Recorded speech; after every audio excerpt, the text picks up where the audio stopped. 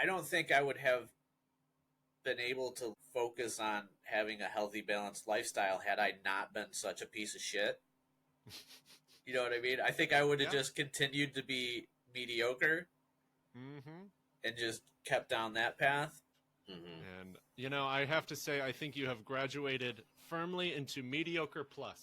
That's all I can ask for. That's Jokes in the gym. Jokes in the gym. Not jokes in the gym. Jokes in the gym. Jokes in the gym. With Rudy Tyburczy. Hello, everyone, and thank you very much for tuning in to the inaugural episode of Jokes and the Gym. I am your host, Rudy Tyburczy. Thank you so much. A little about me. I'm a stand-up comedian. I've been doing that for about 15 plus years. Released a special on YouTube this year. And I've also been a teacher overseas, done comedy all over the world. I started doing it in Seoul, South Korea, when I lived there. And I've also lived in Norway and here in the States, in Eugene, Oregon. And I have had a lot of change in my life over the years. And the two things that have proved to be constant for me are jokes and the gym. So I thought, hey, why don't I make a podcast about those two very subjects, which I love. If I could talk about jokes and the gym forever, I'd be a happy camper. And so I created this podcast to create a space in the comedy and health fitness world where we can be supportive and curious about our own journeys and other people's journeys in a funny and authentic way. And yeah, that might be a little cheesy, and I sometimes probably am going to get a little too heartfelt, but that's just kind of me. And I would love to continue helping other people along on their fitness journeys. I recently became certified as a personal trainer, and so I am slowly trying to work on that and find people that are a good fit for working with me. So that's also something I'm excited about. And if you think that might be you, then please feel free to reach out. Find me online, Jokes and the Gym on the gram, or Rudy Tyburczy on the socials. And I'd love to hear from you. Or if you just want to reach out and talk, then I'd be happy to do that, because that's kind of what this podcast is about. It's just me and other comedians talking about life, comedy, health, all of that shit. And it's fun for some of us, and it's not fun for others. And that's fine. And I just want to see where people are at and create a space where we can chat about it and have a silly old time. So if you are tuning in, I really appreciate you. This first guest is a very cool guy, very funny guy. He recently wrote a book, which we'll get into. It is out now. He is from Buffalo. I've met him at a comedy festival. I've seen him in Eugene. We get into some of that.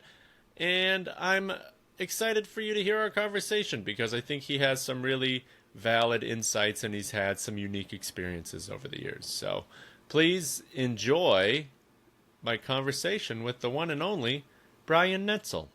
Jokes in the gym. This is the first one I'm ever recording, so bear with me, but I'm really excited to have my first guest here. He's a friend of mine I've met through comedy, seen him at a couple comedy festivals. I've even seen him around town once or twice. Please, everyone, put your hands together for Brian Netzel. Yeah. Brian, I'm honored. Brian, I'm honored. Welcome. You're honored. I'm honored to be Thank the you. first guest. I just like hanging out and talking with you. I was like, oh, cool. I get to sit down with Rudy. That sounds fun. Exactly. Isn't that what podcasts are all about? Just kind of getting to know people on one-on-one basis a little better? I think it should be. Yeah. Right. I mean, what's the point of chatting with people if you're not going to get to know them? That's what I want. I want to get to know Mhm. people's guts. I want to get to know them a little better. We see each other out at mics. We're both Uh-huh. comedians. We both do stand up. How long have you done Mhm. stand up, Brian? I think I'm on year 10 at You're this point. 10. Yeah. Nice. Yeah, you're an old So pro. You're a I road know. dog. I'm feeling good about it. That's Oh, how good. long I've been doing it. So, That's not long enough then. yeah. No, I mean, it's fun to make fun of it, but also at the same time, it's like you have to do it because you love it. I don't know what else to do at this point because, like, nothing gives you that juice, Nothing gives you that. I don't know. I feel like the blood's flowing Oh when I yeah, think about it and I talk about it and I tell people about, like, going to hit the road and do comedy and my eyes get all big and I start, like, I'm like, oh, I got to settle down. Sorry. they're like, you have a problem, Brian. For sure. I think most people will concede that if they do comedy, they also have a problem. I think Yeah. it's not totally right. It's not the worst thing to do and to want to do at all. No, I don't think so. I think you can make it healthy if Yeah, you're absolutely. if you're good and practice at it and diligent. Absolutely, yeah. And that's kind of what I want to talk about is kind of the intersection between health and comedy and Mhm. like how do you make it work for you? How do you make it healthy? How do you incorporate it into your life in a way that well, yeah, maybe it is overwhelming and overtakes a lot of your decision making processes, but Mhm. how can you do it in a way that also like promotes a balanced kind of life? Yeah, That's how man, absolutely. so many Yeah. comedians are able to like not so many, some are able to make a living, but most aren't, Hmm. like No. 95% of the comedians I know aren't like making a living just doing comedy. I think that's super true. And, like, even ones that are really, really good, like, there's been people that have done, like, the Tonight Show and then, they have to crash on my couch the next weekend when they're in town. It's like, oh man, if that Ex- guy's not making enough money to, like, live, I don't know if there's hope for me, so I better figure out some kind of balance here if I want to keep doing this. yeah, absolutely. You're like, oh, this gal's been on the Tonight Show, they're gonna they must be loaded, and it's like, Yeah. well, they're No, loaded but in a different way. for sure. Yeah. Okay, so let's get started. I kind of want to like, I like a workout. I love working out. I'm a big Hmm. workout fan. I know that you're interested in health, and we'll get more into the details of that. But I just like to work out. I've been, as soon as I've turned 40, I just turned 40 this year. How old are you, Brian? Can I I'm ask? 43, so I'm right in the 43. same boat with you. Sweet spot, baby. Yeah. That's the new that's the new 17, right? 43 Uh, is the new 17. I feel like a child, but, like, I'm financially responsible now. So I feel like just a kid with enough money to do the things he wants to do.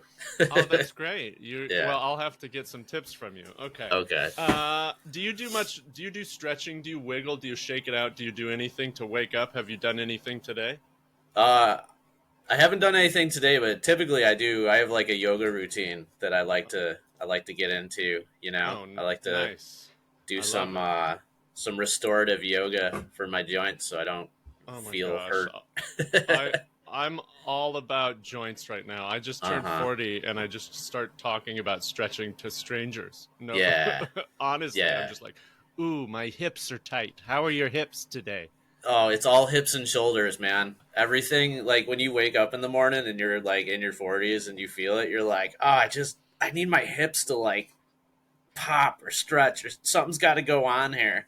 Go somewhere. Yeah, I know. That's Yeah. exact. And it's, well, those are the ball joints, those are the Hmm. socket joints that move in a variety of angles. And Yep. I've been working on them a lot. I actually have a couple shoulder things in Hmm. on each side right now. Little tiny things will pop up Yeah. just here and there. Same with the hips, but it's like, Uh-huh. okay, I try to really listen to my body Same. and just put some motion into those places, Hmm. but not in this like, I'm just going to lift, I'm just going to do whatever. It's like, no, move No. around, push the limits. Yeah. It's like being a kid. It's like you push the limits Hmm. and then go from there. Okay, so let's Yeah. wiggle around a little. Let's do it. Wiggle around, and I'll shoot some words, and then you All give right. me your responses. Okay? Just All just right. my immediate Riff, Yeah. just okay. All right. What do you think? Like, what's your immediate response? Okay. Wiggle, right. wiggle, wiggle. Workout. Uh, stretchy pants. Stretchy pants. Love it. Yeah, Okay. man. Glutes.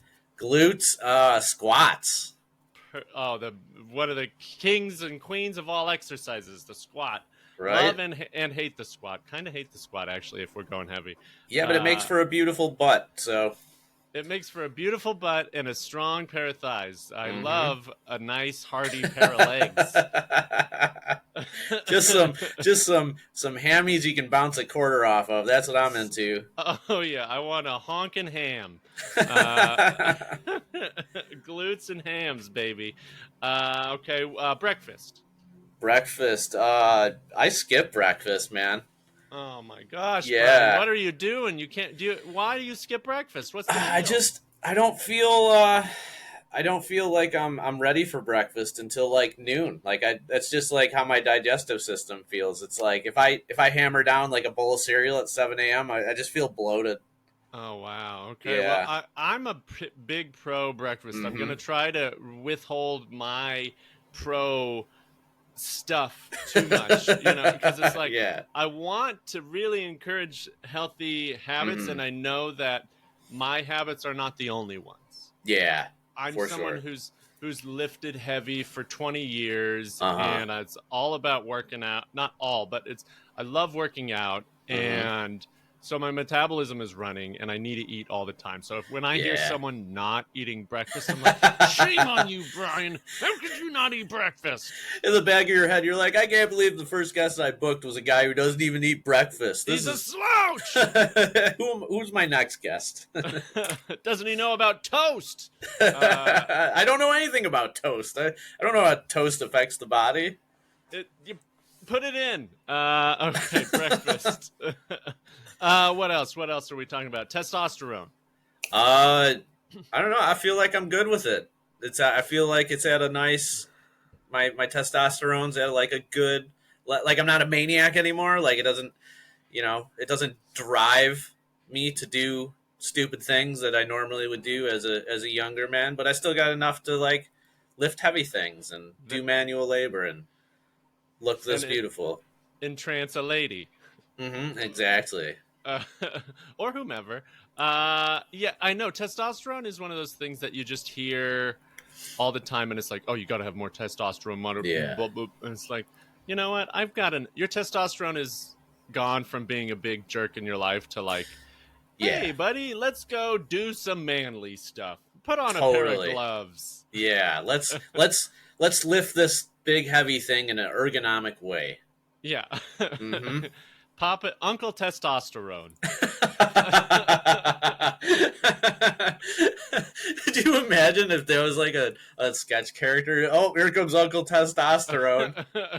He's just all acne and flannel. Oh my gosh, Uncle Testosterone. He's just telling you to punch things. He has no drywall left in his house. You're petting a cat, and he runs up and he's like, "Take this dog." Uncle Testosterone. His main diet is just energy drinks. Oh, he's pounding monsters. He's pounding the Big Bangs or whatever they're called. I think they're called bangs. Are those energy drinks? I think so. I think I saw a documentary on that guy once, and he was a freaking psycho. The guy who makes Bang?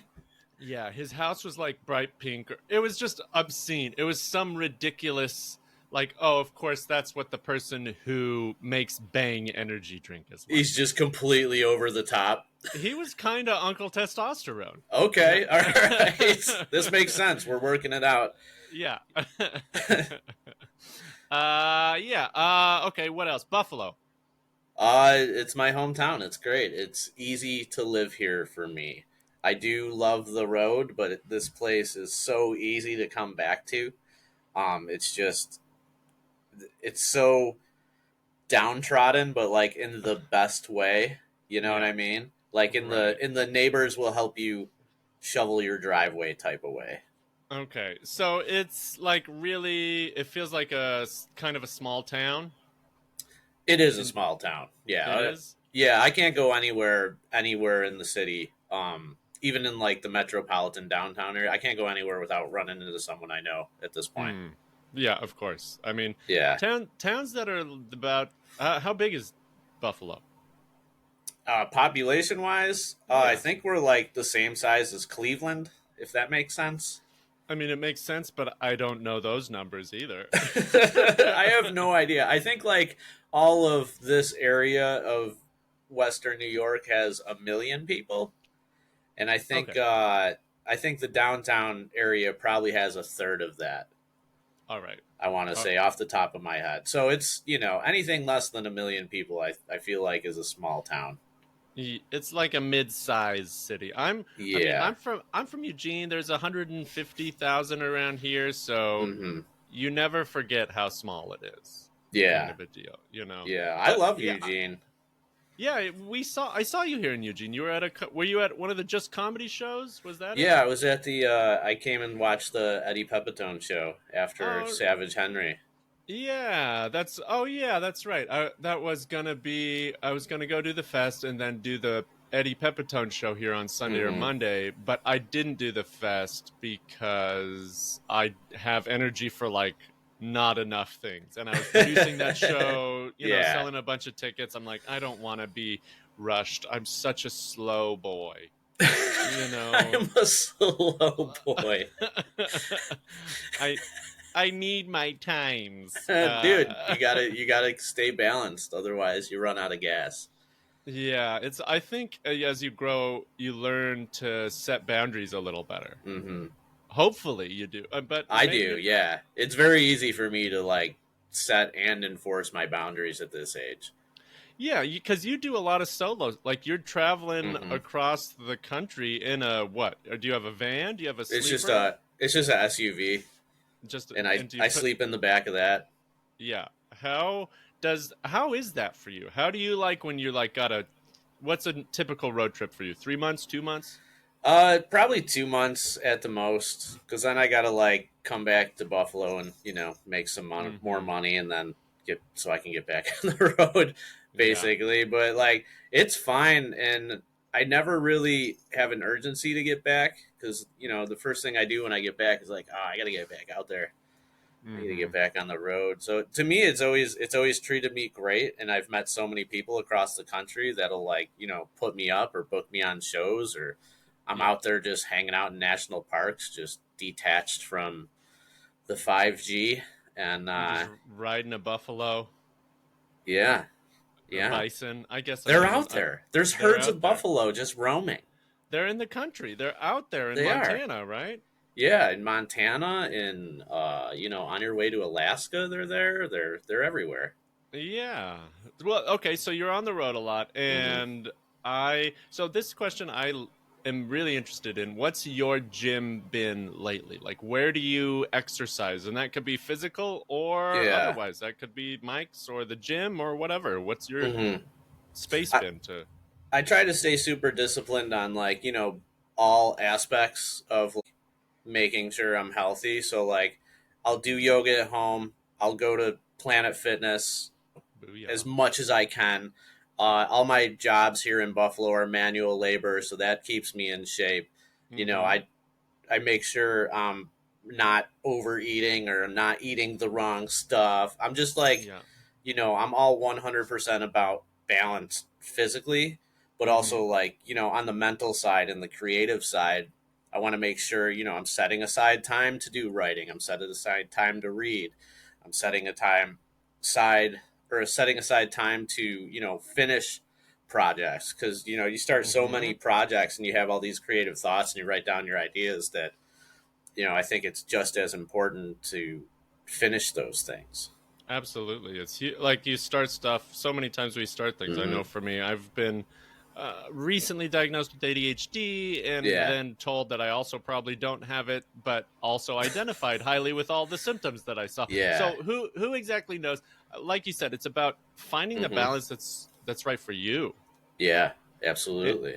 And so do you have any goals? Are you trying to like get stronger? Are you trying to get more flexible? Or are you just working on overall health? Are you working on just feeling decent when you wake up? What are your aims? I want to just keep getting better. Like, I think it's regardless of age, I think you can still get more flexible. I think you can still get Mm-hmm. stronger because that keeps happening. I'm definitely stronger than I was in my 20s. Like, I Yeah.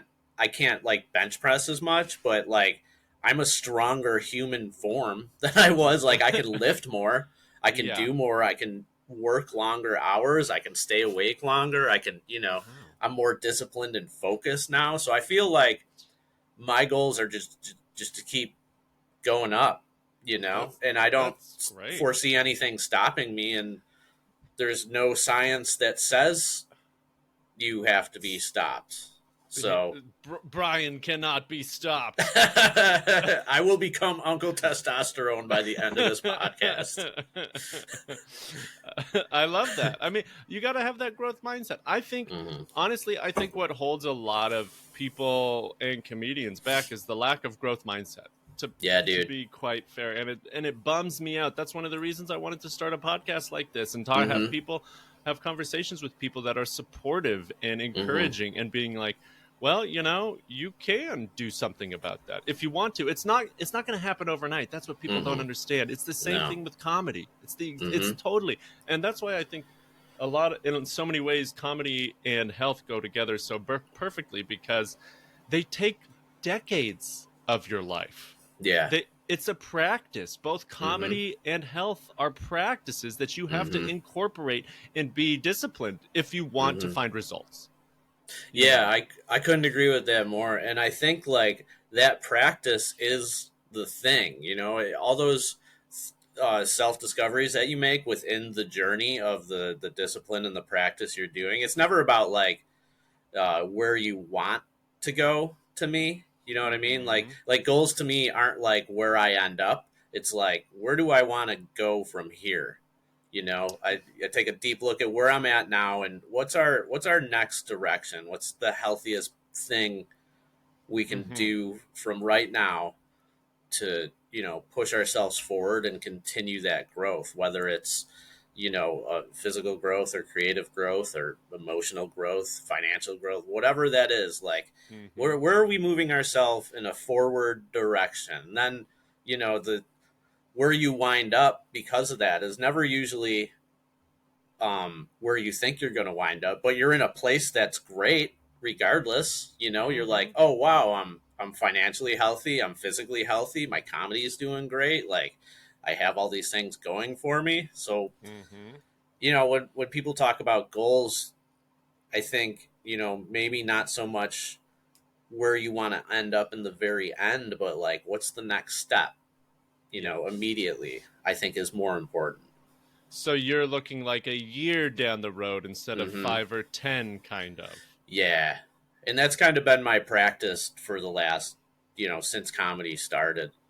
I was Yeah. never like, man, I want to be on Netflix or Saturday Night Live. I'm just like, I just want to be able to get in the car and go places. Yeah. I mean, honestly, that sounds great. Like, you think about what would happen if you had $1 million more right now, and chances are it wouldn't be a ton different than what you're doing, I'm guessing. No, absolutely not, because I love what I do now so much that, even when I'm like working my whatever job I'm working and I'm making good money and I'm saving money, like past a certain point, it loses its meaning because the things that I like are so uh, down to earth. You know what I mean? Mm-hmm. Like I like Simple. nature and I like meeting people and I like talking to people.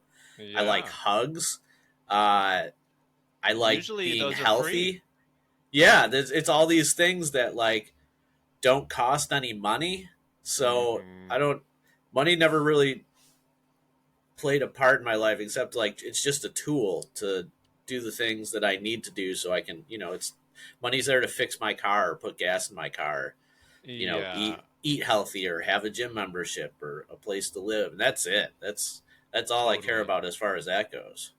Yeah, I've been in a similar boat. It's like I'm actually not doing great financially, but I have a ton of experiences. I've been to 30 countries. I've lived abroad. I've done comedy all over the world. I've met people, fallen in love, gotten my heart ripped apart. Yeah, like man. all of those things that you should be doing. Money'd be nice, but I feel like you'll get it. Living life. Yeah, you have all these experiences that are super positive, which are, priceless, in my opinion. And I feel like, if you're setting yourself to grow, that I feel like money's just going to find you. And then, when you're done going through becoming, a personal trainer, and now all of a sudden you have, accomplished all these goals as that, and you start networking, and people start to meet you and know who you are, and they start recommending you to other people. And that's where, like, I feel the financial growth is going to funnel towards you.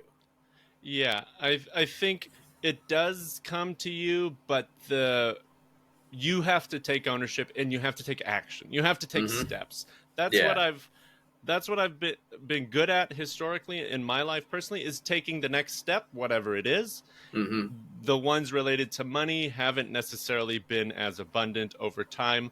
But again, I haven't made choices with that as the highest priority. Yeah. And you will. You'll figure it out, man. You're growing up, you're getting older, you're getting smarter. Like, the fact that you're saying, I want to be better at something, that alone, I feel, will put you on a trajectory to figuring it out. Because I feel like if you put enough focus out into the world that you want something, like, your brain's just going to do it unconsciously, and then one day you'll be like, I just started making better decisions. I don't know. And sometimes I think it becomes an unconscious part of your life when you decide, I'm going to be healthier, I'm going to drink less, or I'm going to, but you have to start with a conscious choice. That's what I tell. It's like, I have to intentionally try to be a little more positive. I have to intentionally try to connect with people more. I have to intentionally do those things because it doesn't always just happen. I don't know. I identify with spoon theory, which is an energy, how much energy, our energy levels, how much energy we have as it's related typically to like a chronic condition that may have pain or energy attachments somehow. And I have varicose veins. That's something I had surgery for when I was 25 as a dude living overseas, and they sliced my legs up. So most of the time, like 70% of the population gets varicose veins, but usually they're 65-year-old ladies. You know what I mean? It's like, no, I got it as a 25-year-old dude because it's just in your blood, and I smoked and drank too much in Korea. And that was just how we did it. But at the same, so the spoon theory is just something that helps people who don't necessarily have struggles with energy levels understand. So let's say you start the day with 10 spoons, and one activity like the gym takes 3 spoons away. Right? And then a full day of work might take 4 spoons away. So you're left with 3. And as a comedian, it's like, even if you do a 5-minute set, that's all 3 spoons. You're gone. That's the rest of the spoons. And that's it. And so it's like, sometimes it just feels like that's all. If I have a day where I'm doing this a lot. If I have a day, if you have a day where you exercise, you have a day's work, and you do a mic or a show, that's a long day. That's a lot of stuff. Any one of those things for a lot of people is going to be hard. And so I'm kind of hard on myself as far as like, I should have more energy to go do this stuff at the end of the day. But it's like, then I'm like, it's a 10 p.m. mic and you've been working for 12 hours. No shit, you don't want to like jump out of your seat with your cats right now to talk to 3 drunk people who are not going to be listening to you. No, I'm all set on that. And sometimes if you want to just go hang and connect, sometimes the mic is just to go hang with your friends. That's it. Sometimes it's just to say hi to my pals and be like, oh yeah, these people are still here. Okay, that's good. Or maybe you might have a joke you want to work on. You're like, I want to get to the mic this week. I want to work on this bit. I want to make this bit better.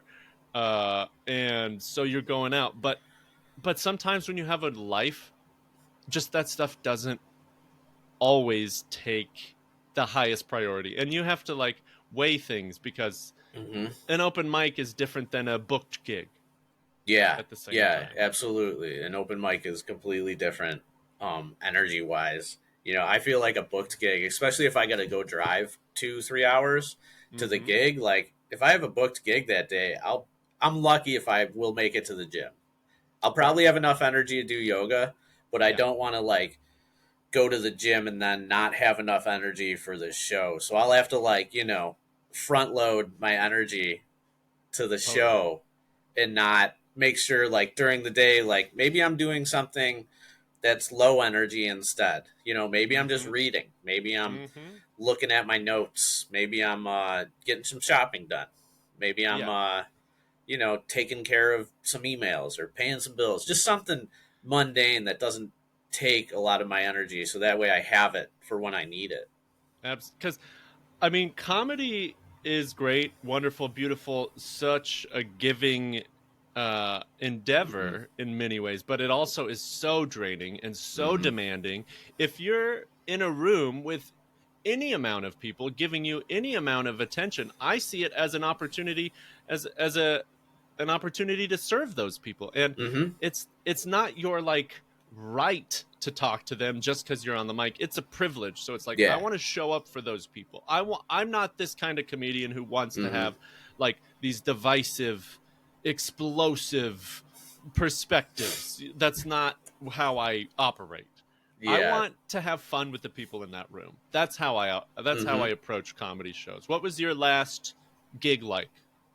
It was great. It was in a like a podunk town. Nice. It was in a fire hall. It had at least 100 people in it. Whoa. Of every demographic, age, and race, sex, from the bottom to the top. There was teenagers to 85-year-old old ladies, nice. And it was amazing.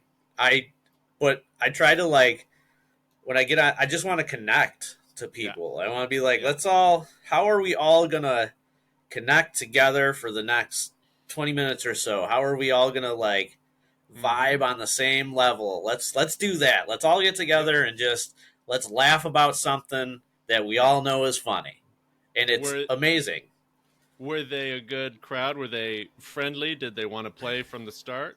Yeah, they were the best. And it was just, the most redneck podunk town in central New York. And it was everything I hoped it could have been. Right. I love it. Yeah. And did you take the time that day to like get yourself in a mental the headspace to be prepared, to have the energy? What were some of the things you did that day? My normal routine, just do yoga, not eat a ton because I don't want to. I don't like to be like bogged down. Yeah. I don't drink too much caffeine during the day. Stay hydrated. Yeah. Take care of some mundane activities. But I had, by the time the show came around, I like to have almost all of my energy, or like, at least be refilled with energy by the time that I go on stage. I don't think I want to kill myself at the gym or something before that's going on. Or if I do go to the gym, it's I'll force myself to do like a lighter workout. Yeah. Because once you're at the gym, you just want to go hard. You just want to like, I want to do everything it's difficult. Yeah. I just want to like spend an hour and a half, 2 hours at the gym because I feel better. The blood's pumping, my heart's going. Like, I don't know. I just am in a better headspace after working out, and it's hard to explain to people. Like, I'm not in there trying to get big. I'm like, oh man, I can feel my heart and my pulse, and that feels good. I'm like, yeah, that's nice. Like things are working, things are pumping. Like blood's going to my brain. It's clearing things out. It feels good. It's so good. I'm the exact same way. I have a hard time pushing the brakes at the gym sometimes. Yeah. And that's to my own detriment. Sometimes I'll have gotten on a mic like later at night and realized, oh no, I did legs today. It's like I Yeah. shouldn't have done like 4 different compound exercises for my legs. That was dumb. No, I didn't. I Uh, didn't need to do as much as I could do with one singular muscle. yeah, it's like, oh no, that's these. I'm glad this is a mic tonight. Yeah, Yeah. because it's just like I get there and I'm so stoked. But I have found that I know I'm going for health more because I go for cardio days Yeah. to not to lose weight Uh-huh. necessarily or get in shape, fit like to have a body composition that I'm going for, but more just because I want my heart to be in better condition. Yeah. Same. That's I it. just like I sit on before I work out. I sit on the bike for 45 minutes, and I just want to get the heart rate up, man. Oh It wow, just nice. I feel good when that happens, and it sounds simple, but Yeah, I just feel better when my blood's pumping more. absolutely. And I think that that is overlooked by so many people. Mm-hmm. I think it's sad that it's too bad that people hate working out so much. It just Yeah. makes me kind of sad because I'm like, but you feel so much better Right. if you move your body, and that's my main like kind of philosophy Mm-hmm. as a health proponent or a personal trainer, which, like you mentioned, I'm working towards getting a personal training Mm-hmm. certificate. P.S. A side note: personal trainers in the United States have no requirements at all. I That's am a amazing. personal trainer right now, I even love without it. any kind of accreditation. I have one client, but it's like I want to continue to work with people slowly. Mm-hmm. Um, but my like getting back to my philosophy, it's just like, where are you now? Mm-hmm. What steps do you need to take to do the next thing? Just let's Yeah. worry about the next thing. If you Mm-hmm. have big term goals, if you have big time goals, which I want to hear more about yours specifically, but Mm-hmm. like if you have those, let's keep those in the frame of mind, but it's not the be all end all, I don't think. As much as doing something, taking the next step forward. Don't look too far ahead because you're just going to get overwhelmed. Working out takes You're time. gonna have anxiety if you look too far ahead, and that's what anxiety is. And then once you have that anxiety, you're like, oh, it's gonna take so long for me to get in shape. Like and it's demotivating to people, Yeah. I think. And when you make it a point to live more in the moment, Mm-hmm. and not be distracted by like the what ifs or wherefores or whatever or the past or anything. Like just focus on the thing that's in front of you, Yep. and you'll do better for all that other stuff. You'll feel better about your past, and your future will be brighter if you can just dial in on the thing that's happening right now. Let's just do this exercise right now. Let's do the writing that we're doing right now. Let's do Mm-hmm. the lifting that we're doing right now. Let's do the hiking that we're doing right now. If you can just dial in, I think, on those, everything else will just kind of solve itself. Yeah, it should fall into place, and the results Mm-hmm. should follow. Yeah. Everyone's body is different. Everyone's contraindications, what they can and can't do because of Mm-hmm. certain physical health requirements, Yeah. is going to be different. So again, it's like, no, what can you do, Brian? What can Yeah. you do, Rudy? What are the steps you can Mm-hmm. take to move towards that place you want to be? Yeah. And You're a unique individual organism with different everything than everyone else. yeah, Like you're not gonna be anything close to who else is out there doing best at whatever they are. totally. Just be as best as you can be for yourself.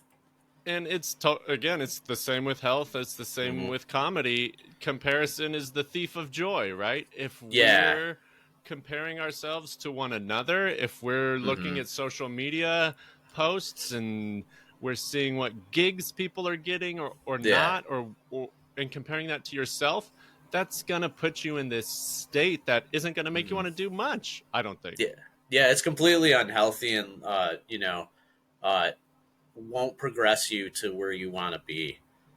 Totally. Because action is what progresses you to the next step. A lot of people will like see what I do and they'll be like, "Oh, I wish I could get on the road or like, you know, to see all these places and do comedy and get booked here and meet these people. It's like you can do whatever you want to do. Like you don't have to do anything that I do. Like whatever I do might not make you happy. So like just do what's making you balanced and happy and healthy. Well, if somebody did say that to you, said, "Oh my gosh, Brian, I wish I could just do 3 months on the road. How do you do it?" What do you tell them? What's the first piece of advice? Just put your entire life in a place that allows you to have the freedom to do that. You know, like don't put the cart before the horse, as they say. Is that the saying? You know, yeah, you got to get your ducks in a row. Mm-hmm. Like before I decided to be able to do this, it was like, okay, I have to stop working 9 to 5s because they just don't let you out ever. The flexibility is not there. Yeah, you don't get enough time off. You don't make enough money, and like to me, that's like step one is quit your job and like figure out a way to make enough money to live on without having to be on someone else's schedule. And like if you can do that, then man, you can do whatever you want after that. You can go on the road, you can be a comic, you can travel internationally, you can whatever you want to be able to do, you know, figure out the steps to be able to get you there and just focus on hammering those out first, you know. Yeah. Try and get out of debt, try and improve your living situation, or you know, try and improve your financial situation by finding a way to write your own schedule and all those things. I think is the biggest hurdle. But once you get past all that, man, it's just you can do whatever you feel like you want to do. It's a tough needle to thread to have that flexibility and stability, essentially, to know how to go through those waves, to build up a little equity, to build up a little safety, so you can take the 3 months off and go to Alaska or whatever. Like that's I think for a lot of people the dream. So it's like you're living the dream. I'm trying. I mean, I'm living what I think my dream is, and it's fun. So what are your goals moving forward? Do you have specific goals? I know we've talked a little bit about just taking the next step in front of you. Do you have goals creatively, health-wise, physically? Do you want to gain 20 pounds? Do you want to squat 500? Do you want to get your Showtime special in the next 2 years? All the most reasonable goals. Right now, I'm just trying to get my house to a point, remodeling-wise, to where I can sell it and, you know, just take that money and just be on the road all the time. So that's like it, but that's a huge thing. Cause like, you know, it's going to take me a few months to finish all the remodeling tasks that I want to do. It might take me a year or more to finish all those things, depending on, you know, what happens in the next few months. And then once I do that, then it's sky's the limit kind of for me. You're just free as a bird. Yeah. So, because that'll give me like a lot of financial freedom, but also I don't have to spend time remodeling my house. I don't have to spend time shoveling snow out of my driveway or fixing my fence or trying to get a contractor to fix whatever else is broken on my house. Like to me, I'm grateful to have shelter. I really am. But I think there's a better way I can do it. I just don't know what exactly that is yet, but I'm hell-bent on figuring it out. What was your life before comedy? Because if you're in your 40s, you've done it for about 10 years, you probably had a life of some sort beforehand. What was that like? I worked in restaurants for like 20 years. I was in the military, then I worked in restaurants, and, you know, I had a live-in girlfriend, very normal life. You know, I drank a ton, like an absolute fish, just drank and smoked. Just a maniac. So the real hardcore Buffalo way. Yeah, hardcore until I think like 37 years old. And then I was just like, I woke up one day and I was like, I don't feel good. This is you know bad. what I mean? Yeah, like when you physically are just like, I don't feel alive right now. Yeah.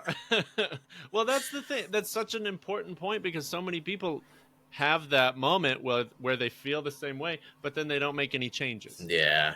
And I think Yeah. that's important. I don't know, like something just clicked in my head, and I was like, I need to change everything, and I just completely 180'd, like quit smoking, quit drinking, broke up with my girlfriend, like started like quit my job to just start to figure out how to do like gig work and work that doesn't require me to have a schedule. It's like I remember it being like a singular day, and it's like Oh wow. I just quit everything, and I'm like, all right, let's everybody out. I gotta sort all this shit out for a minute. Starting over. Yeah, It's clean slate. Yeah, I'm not untangling the knots. I'm just cutting them off. Big time. Big It's time. like new shoelaces, baby. Yeah. Oh man, was it just like I feel like shit? I have to change this. Yeah, I literally woke up one day. I physically felt like shit. I had insane amounts of anxiety, like that was just unaddressed for multiple purposes, and it was just like I can't. I just felt like I couldn't live like this anymore. Yeah, you know. Good for you. What was the first thing you did? You said you dumped the girlfriend, you quit your job. Those were like the steps. What was there any other like thing you did? You're like, oh, I can't wait to do this. Well, yeah, absolutely. The first thing I did was quit drinking and smoking, and then Nice.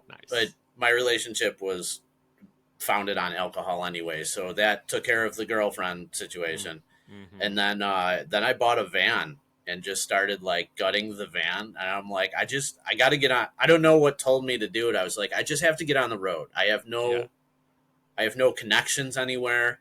I have no goals in mind. I'm just gonna buy this shitty van, and I'm gonna gut it, and I'm gonna take whatever money I earned from the last few jobs, and I'm just gonna go on the road and just I got to get out. Like I had to have a moment of clarity for myself as an individual, and just clean house for a minute and like recalibrate everything in my body and my psyche. And it was tough, because you're when you do that, now you're just like forced to take a good hard look at yourself and see like everything that's wrong with it and be like, geez. What was I doing? And sometimes it takes a change of scenery. It sounded like you needed to get on the road. It's like, I get it. I love my hometown. I'm in Eugene, Oregon. I love it.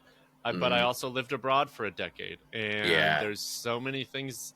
I think everyone's relationship with their hometown is highly fraught. There's so much that is loving and welcoming and comforting about it, but also so much that can be challenging and stiff, and like the outer expectations are harder to sometimes bat away because they're a little more present than they are either in like a new town or a big city. Have you ever done the big city thing? No, I've lived a few places across the US, but never like, I like a big city. I just never had a reason to live there until comedy. But also I love being outside in nature so much. And like if I lived in New York, it'd be an hour and a half for me just to be in the forest. Totally. And that doesn't feel good for me, because like I like when I'm in the forest, I just like I feel like I can breathe better, so that's part of my balance, is to know that I have nature accessible to me, which is something you can do. Like if you lived in Chicago, you could do that. You could drive a half an hour and be in nature, you could be in somewhere in Illinois that's peaceful and has woods and all of those things, and you go hiking, or if you're in Nashville, you can do that, or if you're in Atlanta, you can do that. But like if you're in New York or LA, you can't just. It's harder. You have to find the pockets. Yeah, and that's a struggle. And then you're competing with everyone else that's out there trying to be in nature, because they're all starved of nature as well. So it's like, I was never drawn to the big city, with the exception of comedy. Big cities are interesting. It's kind of the same thing in Korea. When I lived in Korea, lived in Seoul, huge city, 20 million, I think. Oh my God. Live in the middle of Seoul or something like that. And so it's like the largest percentage of a population that lives in or around a capital city in the world. I might have that wrong, but it's like half the population. It's a lot of people either way. It's so many people. And anytime there was like the cherry blossoms out or anything lovely, like a gorgeous day, you go to the river, you go to the place with the cherry blossoms, and it's just like, I can't move. Dude. Oh, it's the worst. It's so rough. And it was like worrisome at times. And this year it happened, like my old stomping grounds, there was like a stampede of people.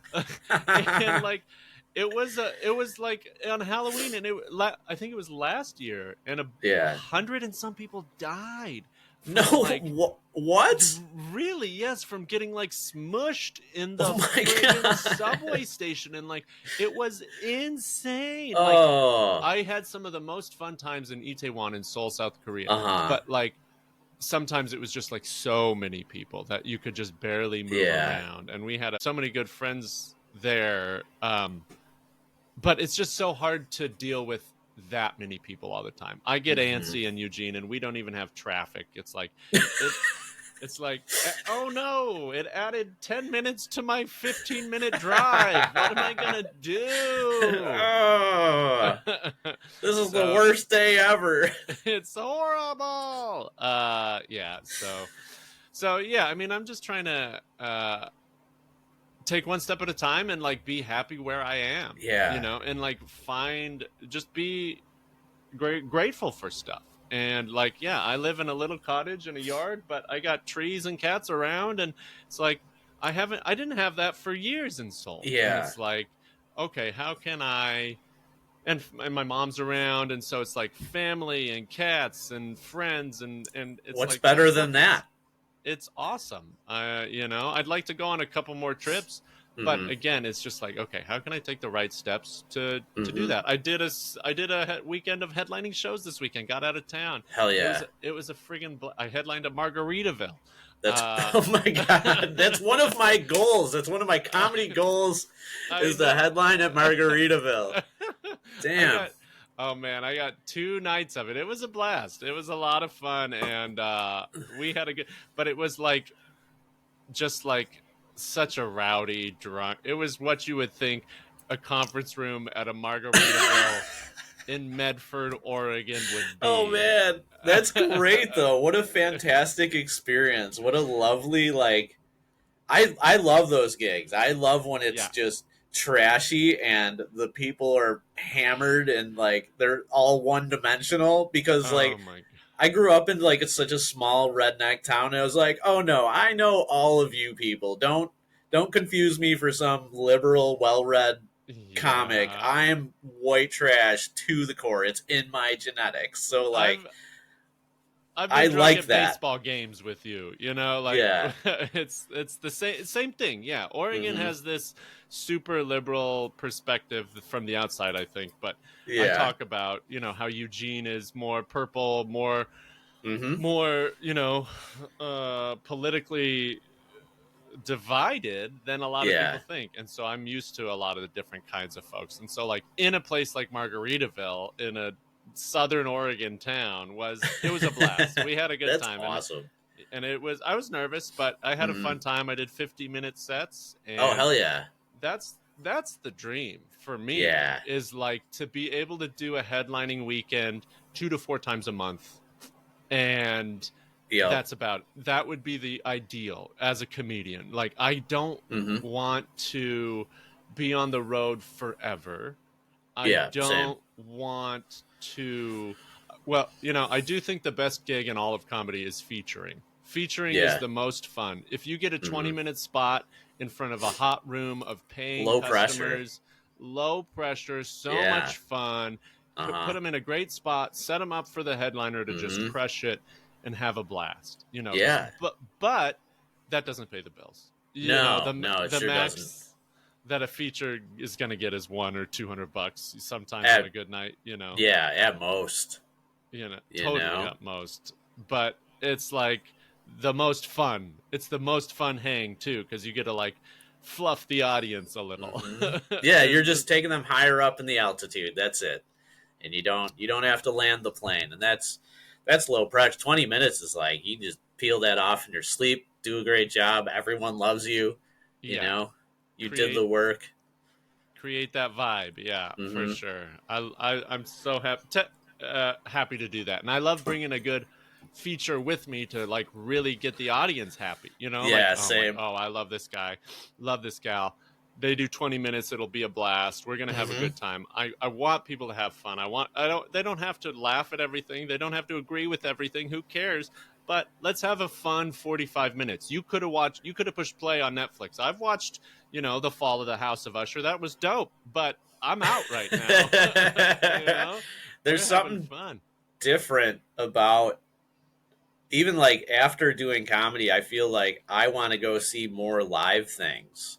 Yeah. All the time, because I feel better. I feel engaged in what's going on. It's magic. That's why I continue to do comedy, is because the experience of being in a room with people, breathing the same air, laughing at the same jokes, right?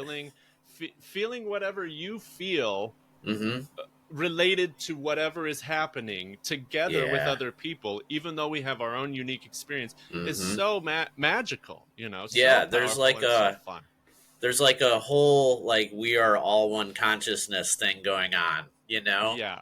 And you don't get that by watching TV. But when you're in a room, you're like, everyone's in agreement. Yeah. With what the reality is, with what we are doing. And so like there was like tables that were talky the whole time, some super talkative tables, and then the rest, it's fun to get the rest of the crowd on your side. When Absolutely. You do a little crowd work, when you kind of shit on those hecklers a little bit. Yeah. Right? But it's like, I'm not going too hard, but I want them to shut up. Yeah. Let's acknowledge the fact that they're all in the wrong. Yeah. And it can make for such a more connective experience. And if you do it the right way, even the person that you are taking it out on can be a part of the fun. But it's like hecklers think they're making the show better, and I hate that. It sucks.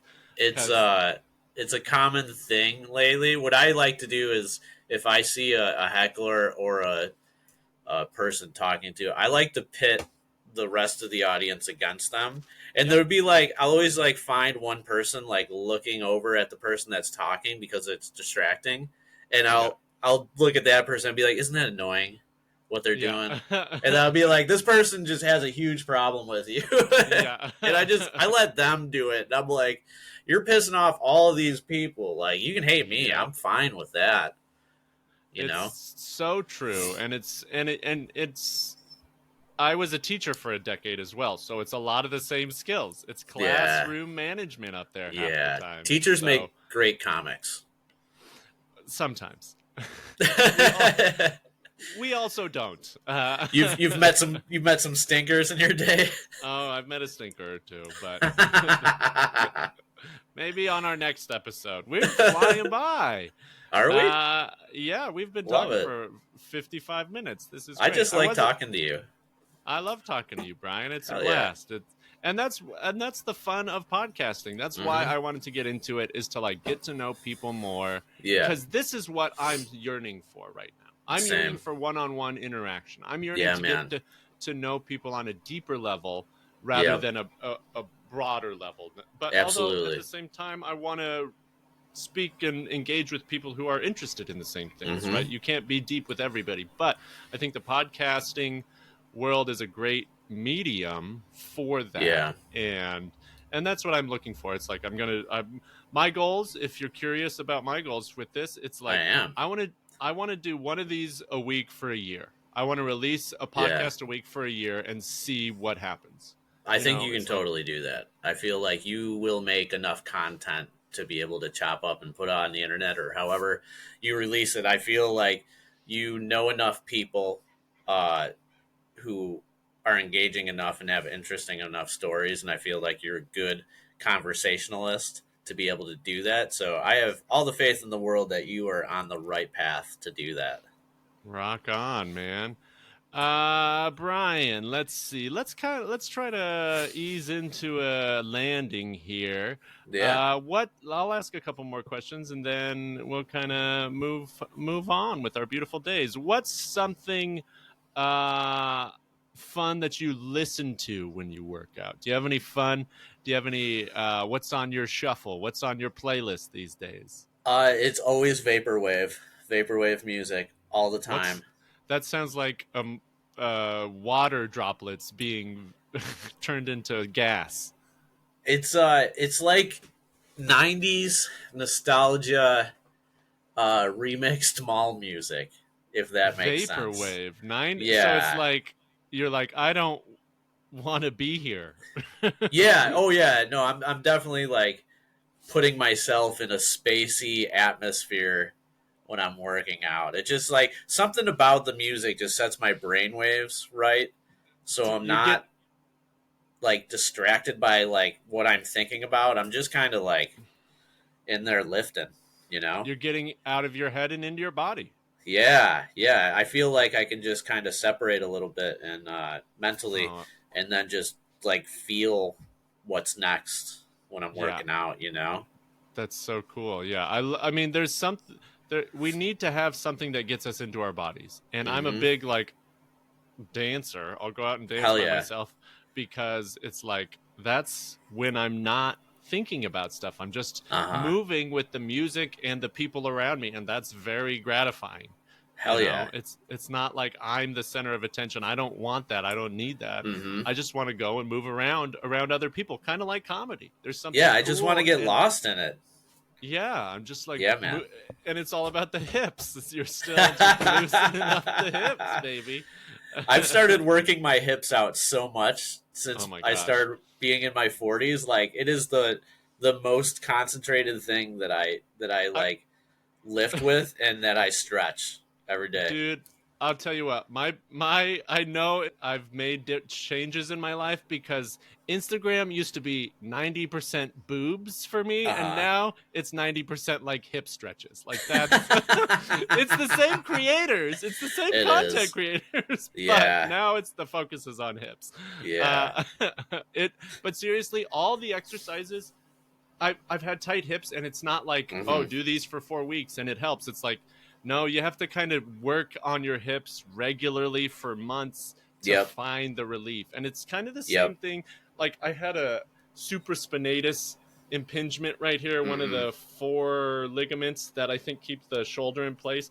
And so I just haven't been doing things where I like go overhead heavy. And it's just like moving through natural motions to a place that's a little more where you feel some tension, where it's a little uncomfortable, but don't go too far. You know, it's just kind of like natural movements. And by following a bunch of really helpful chiropractors and super experienced trainers and stuff like that, I'm getting so many cool pieces of input. And I'll share some of my favorite ones. I'll send you links and stuff like that. I love all that. Yeah, I love there's so much out there. And like I tried them and I'm like, wow, that felt great. Yeah. Like, thank God the internet exists. Otherwise, I would have never known how to stretch my hips like this, or like, pop my hip when it's too tight. And it just, God, do I feel wonderful after doing just like 2 days straight of that? I'm like, oh, all that pain's gone, huh? Yeah, I feel a lot better. Crazy. Yeah. Right on. It has been great talking with you today, Brian. I hope that we can do another one of these at some point. I would love to. See how that's another thing that I think would be fun is chatting with people about, if you have specific goals, how you're doing. That was the initial idea of this podcast, was for me to be a trainer for someone one-on-one and then go through their journey with them. But I like think that. And I would like to do some of that. I want to build a client base that I work with. I want to work with comedians in a supportive trainer capacity. That's one of the ways I'm approaching this. And so I'd love to hear how you continue to progress. I want to touch on 1 or 2 things. You've written a book, right? I just finished writing a book. Yeah, I just sent it to the printer and got the proofs for it yesterday, actually. That's so cool. I'm just waiting for it to come in the mail. Does it have a title? What is it? Yeah, it's called Boondocking for the Brokenhearted. Boondocking for the brokenhearted. That's fun. It's got the B's and D's and K's. It has very good alliteration. And then the subtitle is Attaining Enlightenment by Sleeping in Your Car. Okay. So that's kind of what the book's about. And it it follows the last few years of my road journeys, and like, how I was able to use that to really reflect on myself and direct it into a positive manner, but also being like, very dark, but also dark funny, Yeah. So and is it in the memoir style? I don't know. I don't think It, so, because it's not very chronological, except for like maybe a few sections. It's more uh I think it's more geared towards like self-discovery from its inception to it, and then seeing it through hmm, to a healthy place, hmm, whatever, wherever that came from, whether it was in chronological order or not. It's just kind of like, here's where I felt I was before I wrote the book. hmm, And here's what I learned across all these years. And then I kind of put that all together to have, a nice capstone of like, oh, that's why I'm where I'm at now. yeah. That's why I feel really well balanced. And that's why I have healthy boundaries now. And that's why I, Hmm. discovered who I am through that. And, a lot of it has to do with just removing yourself from all the influences for just a little bit, just Hmm. hang out in the woods for a week and don't be on your phone and see what happens. You Yeah. might really really discover something about yourself. Hmm. And for some people, it might be an hour or 20 minutes. Hmm. Be away from your phone for an hour and see how that Yeah. goes.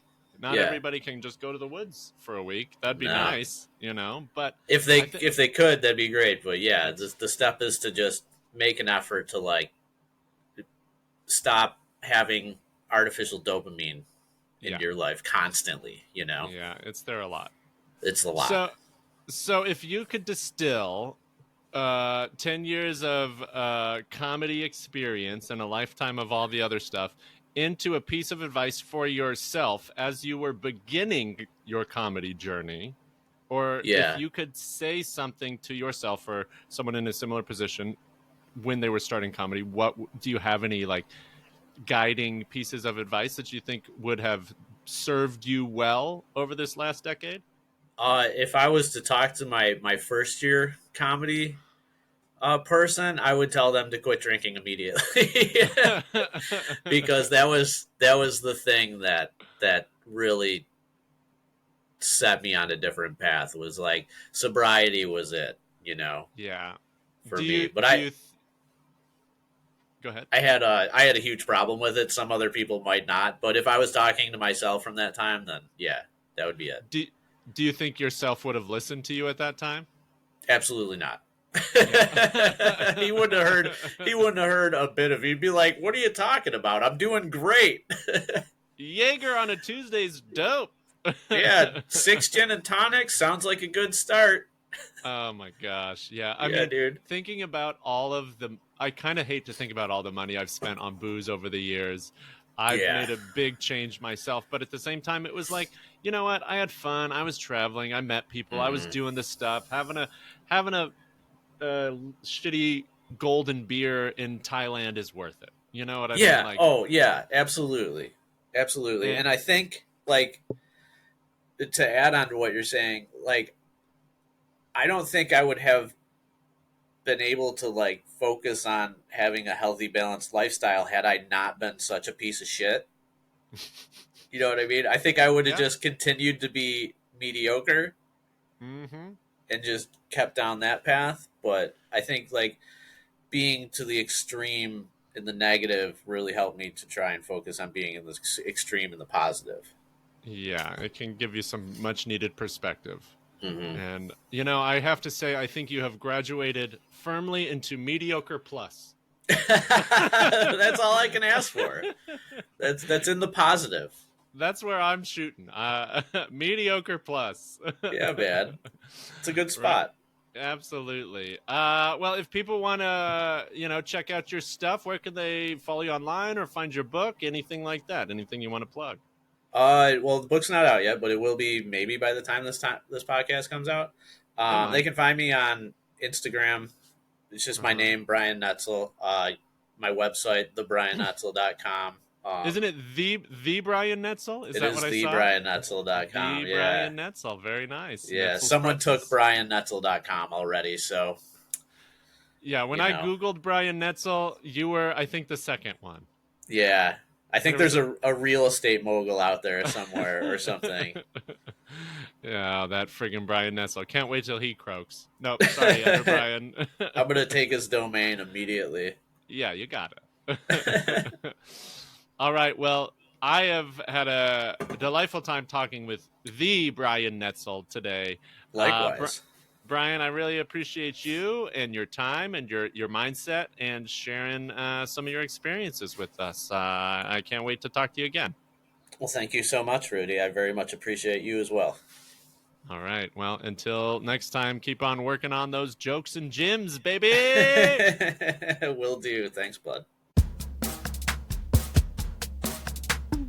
Jokes in the gym. Jokes in the gym. Not jokes in the gym. Jokes in the gym. Jokes in the gym.